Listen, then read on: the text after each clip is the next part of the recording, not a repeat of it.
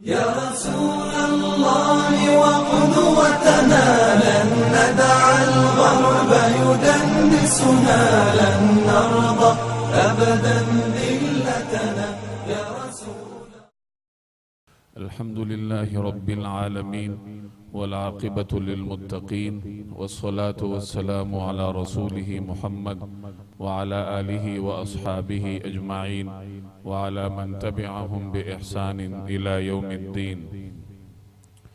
أما بعد فأعوذ بالله من الشيطان الرجيم. بسم الله الرحمن الرحيم. وإذ يعدكم الله إحدى الطائفتين أنها لكم وتودون أن غير ذات الشوكة تكون لكم ويريد الله أن يحق الحق بكلماته ويقطع دابر الكافرين. صدق الله مولانا العظيم. بزرگان محترم اور میرے عزیز دوستوں اور بھائیوں، اس کائنات میں ابتدا ہی سے حق اور باطل ایک دوسرے کے مقابلے میں صف آرا رہے ہیں۔ کائنات کے اولین معاشرے میں حضرت آدم علیہ السلام کے دو بیٹوں کے درمیان اس دنیا کی اولین لڑائی لڑی گئی، جس میں قابیل باطل کا نمائندہ تھا اور اس نے ناحق طریقے سے اپنے بھائی حابیل کو شہید کیا۔ وہ دن اور آج کا دن کہ نیکی اور بدی کی قوتیں ہمیشہ ایک دوسرے کے مقابلے میں صف آرا رہتی ہیں۔ رسول اللہ صلی اللہ علیہ وسلم نے جب ہجرت فرمائی اور مکہ مکرمہ سے مدینہ طیبہ تشریف لے گئے تو مسلمان جس حال میں بھی تھا، ہجرت کی اجازت ملتے ہی وہ مکہ مکرمہ سے مدینہ طیبہ روانہ ہوا۔ اکثر مسلمانوں کو اپنے اہل و عیال تک کو بھی چھوڑنا پڑا، ورنہ گھر بار اور کاروبار جائیدادیں تو تقریباً تمام مسلمانوں کو مکہ میں ہی چھوڑنا پڑی، جن پر کفار نے قریش مکہ نے ناحق طریقے سے قبضہ کر لیا تھا۔ مسلمانوں کی جائیدادیں اور مسلمانوں کے اموال پر انہوں نے قبضے کیے تھے، تو مسلمان اس معاملے میں حق بجانب تھے کہ وہ قریش مکہ کے ساتھ معاشی جنگ لڑیں۔ گزشتہ جمعے میں یا اس سے بھی پہلے بارہا میں عرض کر چکا ہوں کہ قریش مکہ کی زندگی کا دار و مدار تجارت پر تھا۔ وہ تجارت پیشہ تھے، تجارتیں ہوتی تھیں ان کی، اور یمن، شام اور مصر کے ساتھ جو ان کی تجارت تھی اس کا راستہ بحر احمر کے ساتھ ہو کے گزرتا تھا، اور مدینہ طیبہ ان کے اسی تجارتی روٹ پر تھا۔ مدینہ منورہ میں مسلمانوں کی مضبوطی کا یہ مطلب تھا کہ قریش مکہ کا یہ تجارتی روٹ خطرے میں پڑ جاتا، اور بعض مورخین نے لکھا ہے کہ 2.5 لاکھ اشرفیاں سالانہ یہ قریش مکہ کا تجارتی حجم تھا اس راستے سے کہ 2.5 لاکھ اشرفی سالانہ وہ اس تجارتی روٹ سے کمایا کرتے تھے۔ تو مسلمانوں کا اس علاقے میں مضبوط ہونا ان کے لیے معاشی طور پر موت کے مترادف تھا۔ اس لیے قریش نے ہجرت کے فوراً بعد آغاز ہی سے کوششیں شروع کر دی کہ مسلمانوں کو کسی طریقے سے مدینے سے نکلوایا جائے۔ عبداللہ بن ابی کو خطوط لکھے، یہود کے ساتھ خط و کتابت کی کہ کسی طریقے سے مسلمانوں کو وہاں سے نکالا جائے۔ حضرت سعد بن معاذ رضی اللہ تعالی عنہ جو مشہور انصاری سردار، قبیلہ اوس کے سردار تھے، یہ عمرے کے لیے، طواف کے لیے تشریف لائے تھے مکہ مکرمہ ابتدائی اسلام میں۔ تو ان کے امیہ بن خلف کے ساتھ زمانہ جاہلیت سے روابط اور تعلقات تھے۔ ساتھ جب کبھی مکہ آتے تو امیہ بن خلف کے مہمان بنتے، اور امیہ بن خلف جب کبھی شام کے تجارتی سفر پر جاتا یا واپس آتا تو راستے میں مدینہ منورہ میں حضرت سعد کے ہاں قیام کیا کرتا۔ یہ زمانہ جاہلیت میں ان دونوں کا دستور تھا۔ تو حضرت سعد بن معاذ اسی دستور کے تحت ابتدائی اسلام میں مکہ مکرمہ طواف کرنے کے لیے تشریف لے گئے۔ امیہ بن خلف کے ہاں ٹھہرے۔ امیہ بن خلف ان کو لے کر بیت اللہ گیا ان کو طواف کروانے کے لیے، بطور میزبان کے ساتھ تھا۔ اب حرم میں حضرت سعد کا سامنا ابو جہل سے ہوا، اسلام کا بدترین دشمن تھا، اور اس سے یہ ہضم نہیں ہو رہا تھا کہ مسلمانوں کو مدینہ کی شکل میں ایک ٹھکانہ کیوں ملا، اور ٹھکانہ بھی ایسا جو ہمارے لیے معاشی طور پر موت ثابت ہو سکتا ہے کہ ہماری تجارتی روٹ پر واقع ہے۔ تو ابو جہل نے حضرت سعد کو مخاطب کر کے کہا کہ ہمارے علاقے سے جو بے دین گئے ہیں، معاذ اللہ مسلمان مراد تھے، تم نے ان کو اپنے ہاں پناہ دے رکھی ہے، اور تم یہ سمجھتے ہو کہ تم بڑے اطمینان کے ساتھ طواف کرو گے ہمارے ہاں آ کر۔ اگر امیہ بن خلف تمہارے ساتھ نہ ہوتا تو تم زندہ سلامت واپس نہ جاتے۔ حضرت سعد نے اس کو جواب میں کہا، اگر تم ہمیں طواف سے روکو گے تو ہم تمہیں اس سے بڑھ کر ایک چیز سے روکیں گے جو تمہارے لیے اس سے بھی بڑھ کر ہے، اور وہ یہ ہے کہ ہم تمہارا تجارتی راستہ کاٹ دیں گے۔ ہم تمہارے تجارتی روٹ پر ہیں، اگر تم ہمارے ساتھ دشمنی کرو گے، ہمیں طواف سے روکو گے، مکہ سے روکو گے، تو پھر تم خیر و عافیت کے ساتھ اپنے تجارتی سفر کیسے کرو گے؟ امیہ بن خلف نے حضرت سعد کو کہا کہ یہ اس علاقے کا سردار ہے ابو جہل، تو اس کے ساتھ بلند آواز سے بات نہ کرو۔ تو حضرت سعد نے بڑی ناگواری کے ساتھ امیہ بن خلف جو ان کا میزبان تھا اس کو مخاطب کر کے کہا کہ اللہ کی قسم، میں نے رسول اللہ صلی اللہ علیہ وسلم کو تمہارے بارے میں یہ فرماتے ہوئے سنا ہے کہ حضور صلی اللہ علیہ وسلم کے صحابہ تجھے قتل کریں گے۔ اب امیہ بڑا حیران ہوا کہ مجھے قتل کریں گے اور مکہ میں قتل کریں گے۔ تو حضرت سعد نے فرمایا کہ کب اور کہاں قتل کریں گے اس کا مجھے نہیں معلوم، لیکن اتنا میں نے باہر کیف سنا ہے کہ تو صحابہ کرام کی تلواروں کا نشانہ بنے گا۔ تو اس ملاقات میں حضرت سعد نے ابو جہل کو جو دھمکی دی تھی کہ ہم تمہارا تجارتی روٹ کاٹ دیں گے، اس سے آپ اندازہ لگا سکتے ہیں کہ اہل مکہ کے لیے یہ تجارتی روٹ کس قدر اہمیت کا حامل تھا۔ چنانچہ نبی کریم صلی اللہ علیہ وسلم نے ہجرت کے بعد اہل مکہ کے تجارتی روٹ پر جو مختلف قبائل آباد تھے ان کے ساتھ دوستانہ معاہدات کیے۔ کسی ایک جمعے میں تفصیل سے ان قبائل کے واقعات آپ کو سنا چکا ہوں۔ قبیلہ جوہینہ یہاں آباد تھا، بنو زمرہ تھے، بنو مدلج تھے، مدینہ سے لے کر ینبو تک کی یہ پوری تجارتی پٹی پر مسلمانوں نے مسلح فوجی گشت بھی شروع کیا تھا۔ اہل مکہ کو خوفزدہ کرنے کے لیے نبی کریم صلی اللہ علیہ وسلم نے بنفس نفیس کئی مسلمانوں کے دستے روانہ کیے۔ سب سے پہلے حضرت حمزہ رضی اللہ تعالی عنہ کو نبی کریم صلی اللہ علیہ وسلم نے مسلمانوں کا چھوٹا دستہ دے کر روانہ کیا۔ حضرت سعد بن ابی وقاص بھی ایک موقع پر گئے تھے۔ حضرت ابو عبیدہ بن حارث رضی اللہ تعالی عنہ بھی مسلمانوں کے چھوٹے دستے کی قیادت کرتے ہوئے ان کے اس تجارتی روٹ پر مسلح گشت کے لیے گئے تھے۔ رسول اللہ صلی اللہ علیہ وسلم بنفس نفیس غزوہ ودان میں تشریف لے گئے تھے، اور بوات کے مقام تک آپ صلی اللہ علیہ وسلم گئے اور پھر واپس آ گئے۔ تو یہ جو مسلمانوں کا مسلح گشت تھا اس تجارتی روٹ پر، اس سے دو بڑے مقاصد مسلمانوں نے حاصل کیے کہ ایک تو اس تجارتی روٹ پر واقع مختلف قبائل کے ساتھ مسلمانوں کی دوستی ہوئی۔ اب اس سے جہاں اسلام کے پھیلنے کا راستہ ہموار ہوا، وہاں مدینہ کا بیرونی امن بھی مستحکم ہوا کہ ان قبائل کو ساتھ ملا کر قریش مدینہ پہ حملہ آور نہ ہو سکتے تھے۔ اور دوسرے نمبر پر اہم فائدہ مسلمانوں کو یہ ملا کہ قریش کا یہ تجارتی روٹ ان کے لیے غیر محفوظ ہوا اور مسلمانوں کی اس تک رسائی ہوئی۔ تو یہ دو بڑے فوائد مسلمانوں نے اس پٹی پر، اس خطے میں یا تجارتی روٹ پر مسلح گشت کے ذریعے حاصل کیے۔ ایک موقع پر ابو سفیان ایک قافلہ لے کر شام گیا۔ غزوہ ذات العشیرہ کے نام سے مسلمانوں نے اس کے خلاف مسلح کارروائی کی، لیکن وہ بچ کے نکل گیا۔ جب اس قافلے نے واپس آنا تھا تو رسول اللہ صلی اللہ علیہ وسلم نے مسلمانوں کو تیار کیا اس قافلے کا مقابلہ کرنے کے لیے۔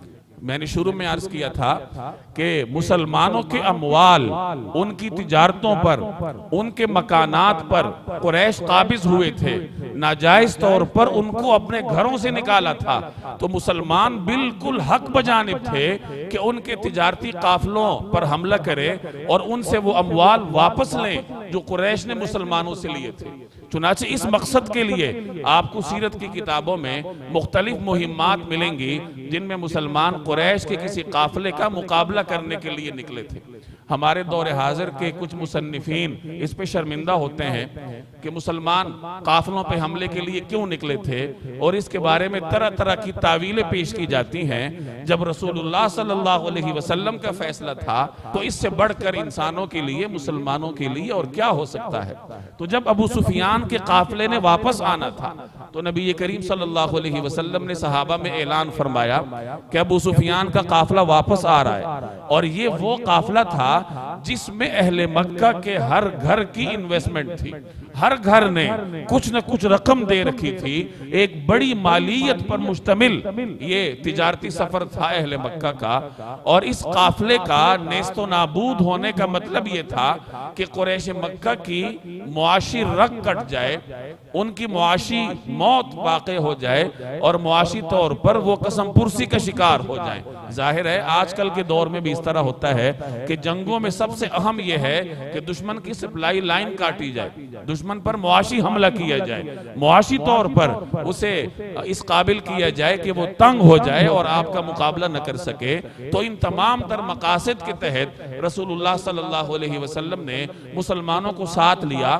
مقصد ابو سفیان کا قافلہ تھا، چونکہ کوئی بڑی جنگی مہم درپیش نہیں تھی، اس لیے مسلمان جیسے تیسے تھے رسول اللہ صلی اللہ علیہ وسلم کے ساتھ نکل گئے۔ آگے جا کر یہ اطلاع ملی کہ قریش کا ایک بڑا لشکر اپنے قافلے کو بچانے کے لیے مسلمانوں کے مقابلے کے لیے آ رہا ہے، اور اس کی تفصیل یہ ہے کہ ابو سفیان جو اس تجارتی قافلے کا سربراہ تھا، اب یہ بڑا زیرک سیاستدان تھا مکہ مکرمہ کا، بعد میں اللہ نے انہیں اسلام کی توفیق دی، اس زمانے میں اسلام سے محروم تھے۔ اب انہیں اندازہ تھا کہ مسلمان اس قافلے کو سلامتی کے ساتھ جانے نہیں دیں گے، وہ اپنا بدلہ لیں گے کہ ہم نے مکہ میں ان کے اموال جائیدادوں پہ قبضہ کیا ہے، اور مسلمان اسی قافلے کا تعاقب بھی پہلے کر چکے تھے، چنانچہ وہ چوکنا تھا۔ تو ایک موقع پہ اس نے قافلے کو بٹھایا اور خود آگے جا کے بدر کے مقام تک گیا، گن سن لینے کے لیے، مسلمانوں کا پتہ لگانے کے لیے کہ کہیں مسلمان میرے قافلے پہ حملے کے لیے آئے تو نہیں ہیں۔ تو اسے اطلاع مل گئی کسی طریقے سے کہ مسلمانوں کا لشکر روانہ ہو چکا ہے، تو اس نے مکہ مکرمہ ایک تیز رفتار قاصد دوڑایا اور ان سے فریاد کی کہ اگر اپنی معاشی ساکھ بچانا چاہتے ہو تو میری مدد کے لیے آؤ۔ اس کے ساتھ 30-40 افراد تھے جو مقابلہ کر سکتے تھے۔ تو اس نے مکہ سے امدادی پیغامات مکہ مکرمہ بھجوائے۔ جب مکہ اس کا قاصد پہنچتا ہے تو مکہ میں کوہرام مچ گیا کہ یہ تو ہماری تجارتی رگ کٹ جائے گی، معاشی طور پر ہمارا بٹا بیٹھ جائے گا۔ ہر گھر کے پیسے اس قافلے میں تھے، چنانچہ مکہ والے ایک بڑے ساز و سامان کے ساتھ ابو جہل کی سربراہی میں مسلمانوں کا مقابلہ کرنے اور اپنے قافلے کو بچانے کے لیے نکلے۔ 1000 سواروں پر مشتمل ابو جہل کا لشکر نکلا، جس میں 600 افراد ایسے تھے جو زرہ پوش تھے۔ اس زمانے میں لوہے کا لباس پہنا جاتا تھا تاکہ مقابلے کے تیروں اور تلواروں سے بچا جائے۔ تو 600 افراد اس میں زرہ پوش تھے۔ 100 گھڑ سواروں پر مشتمل ایک رسالہ، ایک دستہ ان کے ساتھ تھا۔ تو اس قدر بڑے ساز و سامان اور بڑی تعداد کے ساتھ ابو جہل جوش سے بھرا ہوا، اور ان کے ساتھ گانے بجانے کے آلات بھی تھے، بڑی ہی تمطراق اور جذبے کے ساتھ وہ مسلمانوں کے مقابلے کے لیے نکلے۔ ابو سفیان نبی کریم صلی اللہ علیہ وسلم اور صحابہ کرام سے بچتا بچاتا کسی طریقے سے جبل اسفل کے نیچے، آج کل اس کو جبل اسفل کہتے ہیں، قرآن کریم نے بھی اس کا ذکر کیا ہے، تو اس کے نیچے سے اپنا قافلہ بچاتا ہوا لے گیا، اور اس نے مکہ والوں کو پیغام پہنچایا۔ جو دستہ آ رہا تھا، لشکر راستے میں تھا، ابو سفیان نے انہیں پیغام بھجوایا کہ جس مقصد کے لیے تم نکلے تھے، قافلے کی حفاظت مقصود تھی، وہ مقصد حاصل ہو چکا ہے، میں قافلے کو بحفاظت دوسرے راستے سے لے کے جا رہا ہوں، اس لیے تم لوٹ جاؤ۔ جب اس کا یہ پیغام پہنچتا ہے تو بہت سارے قریشی سردار آمادہ ہو گئے کہ ہمیں لوٹنا چاہیے، ہمیں جنگ سے کیا حاصل ہوگا مسلمانوں کے ساتھ، ہمارے ہی خاندان کے لوگ ہیں، کوئی خالہ زاد ہے، کوئی مامو زاد ہے، کوئی چچا زاد ہے، تو ان کے ساتھ جنگ سے کیا حاصل ہونے والا ہے؟ عتبہ جیسا سردار وہ جنگ نہ ہونے کا قائل تھا کہ کسی طریقے سے ہم لوٹ جائیں، لیکن ابو جہل یہ دشمنی سے بھرا ہوا تھا۔ نبی کریم صلی اللہ علیہ وسلم نے ابو جہل کو اپنی امت کا فرعون قرار دیا کہ یہ میری امت کا فرعون ہے، اور اس کا شر حضرت موسیٰ علیہ السلام کی امت کے فرعون سے بھی زیادہ ہے۔ وہ غصے سے لبریز تھا، اس نے کہا ہم واپس نہیں جانے والے، ہم مسلمانوں پہ حملہ کریں گے، آج دو ہاتھ ہو کے رہیں گے، اور ہم اس ابھرتی ہوئی طاقت کو ہمیشہ کے لیے مٹا کر چھوڑیں گے۔ تو مختلف سرداروں کی مخالفت کے باوجود بھی ابو جہل جوش انتقام میں غصے سے بھرا ہوا اپنا لشکر لے گیا بدر کے مقام پر۔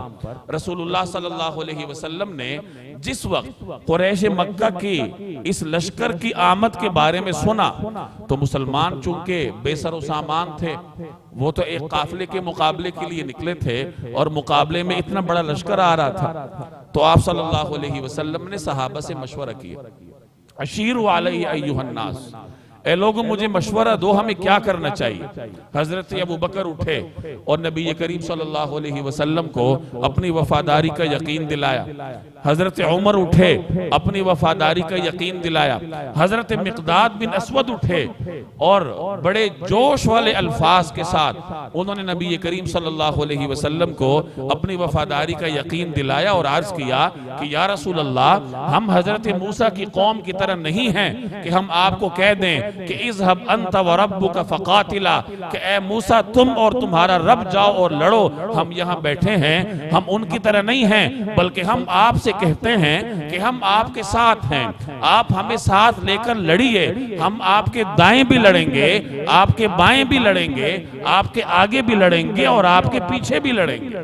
نبی کریم صلی اللہ علیہ وسلم نے اپنے جانثار صحابی کے یہ جوش بھرے کلمات سن کر بڑی خوشی کا اظہار کیا، آپ بڑے مسرور ہوئے، لیکن آپ نے ایک مرتبہ پھر ارشاد فرمایا کہ اشیروا علیہ ایہا الناس، اے لوگوں مجھے مشورہ دو۔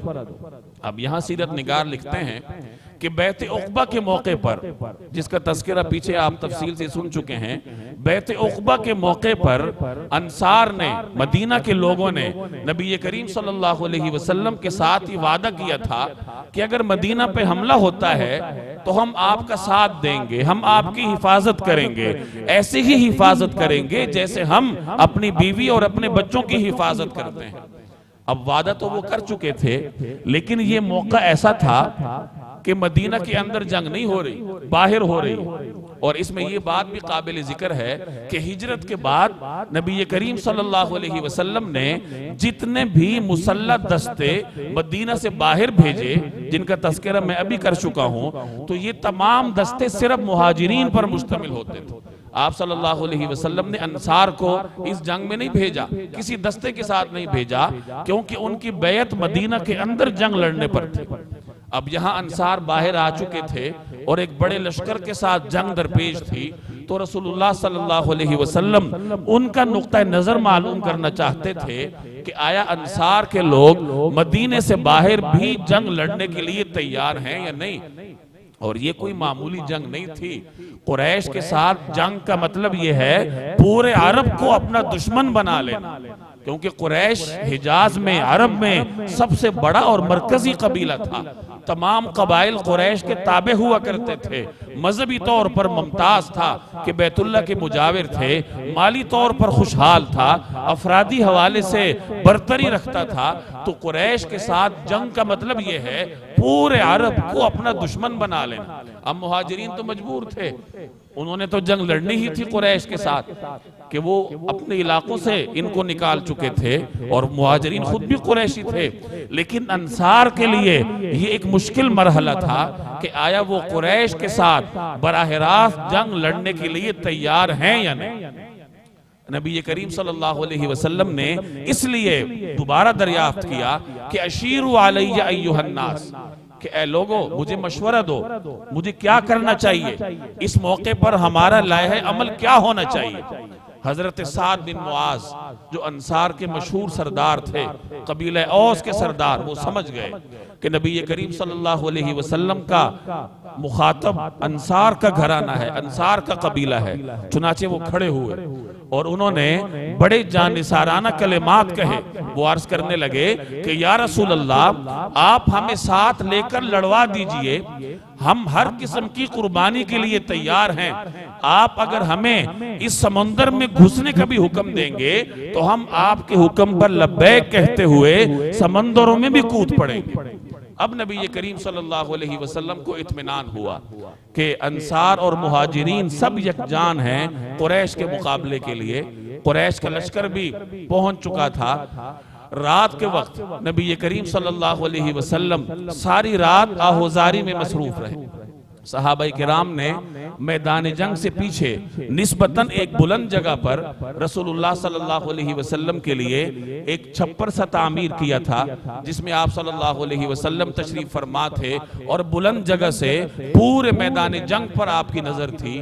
آج بھی وہاں مسجد موجود ہے، مسجد عریش کے نام سے۔ اب تو اگرچہ وہ بلندی باقی نہیں رہی، لیکن اس زمانے میں یہ بلندی پر یہ چھپر واقع تھا جہاں سے آپ صلی اللہ علیہ وسلم کی نگاہ پورے میدان جنگ پر تھی۔ حضرت علی کی اپنی روایت ہے، وہ فرماتے ہیں کہ تمام مسلمان لشکری رات کو سو گئے تھے، کوئی ایسا مسلمان نہیں تھا جو سویا نہ ہو، جس نے آرام نہ کیا ہو، سوائے رسول اللہ صلی اللہ علیہ وسلم کے، کہ آپ صلی اللہ علیہ وسلم اپنے چھپر میں تشریف فرما ساری رات اللہ جل جلالہ کے حضور آہوزاری کرتے رہے، دعا کرتے رہے۔ چھپر میں آپ صلی اللہ علیہ وسلم کے ہمراہ حضرت صدیق اکبر تھے، اور دروازے پر حضرت سعد بن معاذ پہرےداری کے لیے کھڑے تھے۔ حضرت سعد بن معاذ کو صدیق الانصار کہا جاتا ہے کہ یہ انصار کے صدیق تھے، نبی کریم صلی اللہ علیہ وسلم کے سچے جانثار، اور اس خطرناک موقع پر بھی آپ صلی اللہ علیہ وسلم کی ذاتی پہرےداری اور محافظ ہونے کا فریضہ حضرت سعد نے سنبھالا کہ وہ تلوار سونت کر آپ صلی اللہ علیہ وسلم کے چھپر کے دروازے پر کھڑے ہو گئے۔ اندر نبی کریم صلی اللہ علیہ وسلم آہوزاری میں مصروف تھے۔ سیرت نگار لکھتے ہیں کہ آپ صلی اللہ علیہ وسلم اللہ کے حضور آہوزاری کر رہے تھے ان الفاظ کے ساتھ کہ یا اللہ، اگر تو چاہتا ہے کہ اس روئے زمین پر تیری عبادت ہو تو اس مٹھی بھر چھوٹی سی جماعت کی حفاظت فرما لیجیے۔ آپ اندازہ لگائیے، یہ 313 افراد تھے، اور ارد گرد کروڑوں کی تعداد میں لاتعداد دنیا کے لوگ تھے۔ ہر جگہ دنیا میں کفر اور شرک تھا۔ اللہ جل جلالہ کے حضور اگر دنیا میں کوئی سجدریز ہوتا ہے صحیح طریقے سے اور پیغمبر وقت کا امتی ہے تو وہ یہ 313 افراد تھے، اور ان کے مٹنے کا مطلب یہ تھا کہ اللہ جل جلالہ کی عبادت دنیا سے ختم ہو جائے۔ تو آپ صلی اللہ علیہ وسلم اللہ کے حضور آہوزاری کر رہے تھے کہ یا اللہ، یہی جماعت ہے جو اس وقت روئے زمین پر تیری عبادت کرنے والی ہے، ان کی حفاظت فرمائیے۔ آہوزاری اس قدر کی، آپ صلی اللہ علیہ وسلم اس قدر بے چین تھے کہ آپ کے کندھے مبارک سے چادر بار بار نیچے سرک آتی تھی۔ حضرت ابوبکر صدیق نے یہ صورتحال دیکھ کر آپ صلی اللہ علیہ وسلم کا دست اقدس تھاما اور عرض کیا، حسبک فقد الحقت علی ربک، کہ اے اللہ کے پیغمبر، کافی ہے، آپ اپنے رب سے آہوزاری فرما چکے ہیں، دعا کر چکے ہیں، یہ کافی ہے، یقیناً اللہ ہماری مدد کرے گا۔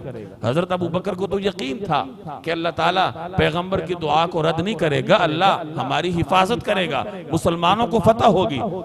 اور اللہ تعالیٰ اس سے پہلے وعدہ بھی کر چکا تھا کہ اللہ جل جلالہ دونوں میں سے ایک پر آپ کو فتح دے گا۔ دونوں سے مراد ایک طرف قریش کا تجارتی قافلہ تھا، دوسری طرف قریش کا لشکر تھا، تو ان دونوں میں سے ایک پر فتح کی بشارت حضور صلی اللہ علیہ وسلم کو پہلے ہی دی جا چکی تھی۔ قافلہ تو نکل کے جا چکا تھا، اب پیچھے یہی لشکر تھا، تو بشارت کا تعلق اسی لشکر سے ہی تھا۔ اب یہاں علماء نے ایک سوال اٹھایا ہے کہ آپ صلی اللہ علیہ وسلم نے اس بشارت اور اللہ کے وعدے کے باوجود اس قدر آہوزاری، اس قدر بے چینی اور اضطراب کا مظاہرہ کیوں فرمایا؟ تو خود ہی اس کا جواب بھی علماء دیتے ہیں کہ پیغمبروں کی نگاہ اللہ کے بے نیازی پن پر ہوتی ہے کہ اللہ بہت بڑا بادشاہ ہے، وہ بہت بے نیاز بادشاہ ہے، اور اس کی خفیہ تدبیروں سے اور مستقبل کی تقدیر سے جبریل اور میکائیل بھی کانپتے ہیں کہ نہ جانے اللہ جل جلالہ نے مستقبل میں ہمارے لیے کیا لکھ رکھا ہوگا۔ پیغمبر سے بڑھ کر اللہ جل جلالہ کی معرفت کس کو ہو سکتی ہے؟ تو اللہ تبارک و تعالی کی صفت استغناء اور بے نیازی کے پیش نظر آپ صلی اللہ علیہ وسلم اس قدر بے چین اور مضطرب تھے کہ فتح کا وعدہ تو ہے لیکن نہ جانے وہ اب ہوگا یا آئندہ کسی موقع پہ جا کے ہوگا۔ اس وجہ سے آپ صلی اللہ علیہ وسلم نے اس قدر آہوزاری کے ساتھ مسلمانوں کے لیے دعا فرمائی، اور جب اگلے دن دونوں افواج صف آرا ہوئی تو آپ صلی اللہ علیہ وسلم نے مٹھی بھر خاک مٹی اٹھائی اور قریش کی طرف پھینکی، شاہت الوجوہ کہہ کے کہ یہ چہرے خاک آلود ہوں، کہ یہی وہ بدترین چہرے ہیں اس وقت روئے زمین میں جو پیغمبر وقت کا مقابلہ کرنے کے لیے نکلے ہیں۔ حالانکہ پیغمبر ان کے خاندان کا تھا اور وہ اس کی صداقت، امانت اور دیانت سے آگاہ بھی تھے، لیکن اس کے باوجود ان کی بدبختی انہیں اس میدان میں کھینچ لائی ہے۔ تو رسول اللہ صلی اللہ علیہ وسلم نے شاہت الوجوہ کہتے ہوئے ان کی طرف خاک کی وہ مٹھی اچھالی۔ سیرت نگار لکھتے ہیں کہ قریش کے لشکر کا کوئی فرد ایسا نہیں تھا جس میں آپ صلی اللہ علیہ وسلم کے دست اقدس سے اچھالی گئی اس مٹی کی ذرات نہ پہنچے ہوں۔ قرآن کریم نے اس کو تعبیر کیا وَمَا رَمَيْتَ اِذْ رَمَيْتَ، کہ جب آپ نے مٹھی پر مٹی پھینکی تو وہ آپ نے نہیں پھینکی تھی، وَلَكِنَّ اللَّهَ رَمَا، وہ اللہ جل جلالہ نے پھینکی تھی۔ وہ معجزاتی طور پر اللہ تبارک و تعالیٰ کے حکم کے زیر اثر قریش کے لشکر کے ہر فرد کی آنکھوں میں چبھی، اور اس کے بعد وہ بدحواس ہو گئے کہ نہ جانے ہمارا کیا بنے گا۔ اسی بدحواسی کے عالم میں مسلمانوں نے ان پر فتح حاصل کی۔ یہی وہ غزوہ بدر ہے جسے قرآن کریم یوم الفرقان کہتا ہے کہ یہ حق اور باطل کے الگ الگ ہونے کا مقام تھا۔ اللہ جل جلالہ نے اس مارکے کے ذریعے حق بھی واضح کر دیا اور باطل بھی واضح کر دیا، اور یہ کس موقع پر تھا؟ رمضان میں، 17 رمضان جمعے کا دن تھا۔ دن اور مہینہ بھی اللہ جل جلالہ نے ایسا منتخب فرمایا جس میں حق اور باطل کو الگ الگ کیا جاتا ہے۔ تو اللہ تبارک و تعالی نے اس مارکے میں قریش کو باوجود اپنے غرور اور تکبر کے اور ساز و سامان کے ان کا غرور خاک میں ملایا، اور دنیا کو ایک پیغام ملا کہ کامیابی اگر ہے تو وہ پیغمبر کی اطاعت میں ہے، کامیابی ساز و سامان میں نہیں ہے، کامیابی تعداد پر نہیں ہے، اسلحے پر نہیں ہے، کامیابی اللہ جل جلالہ کے ساتھ تعلق کی بنیاد پر ہے۔ اسلحہ ہے، افراد ہیں، یہ وسائل تو ہو سکتے ہیں، لیکن جو اصل فتح ہوتی ہے وہ اللہ تبارک و تعالی کی جانب سے ہوتی ہے۔ آج بھی اگر مسلمان اللہ کے ساتھ اپنا تعلق جوڑ لے، صحیح معنوں میں اللہ پر توکل کرے، اللہ پر توکل کرنے کے بعد وہ دنیاوی ذرائع اختیار کرے، دنیا میں محنت کرے، تو کوئی وجہ نہیں ہے کہ اللہ تبارک و تعالی دوبارہ مسلمانوں کی مدد فرشتوں کے ذریعے نہ کروائے۔ اللہ جل جلالہ مجھے اور آپ کو عمل کی توفیق دے۔ وما علینا الا البلاغ۔ یا رسول اللہ وقدوۃ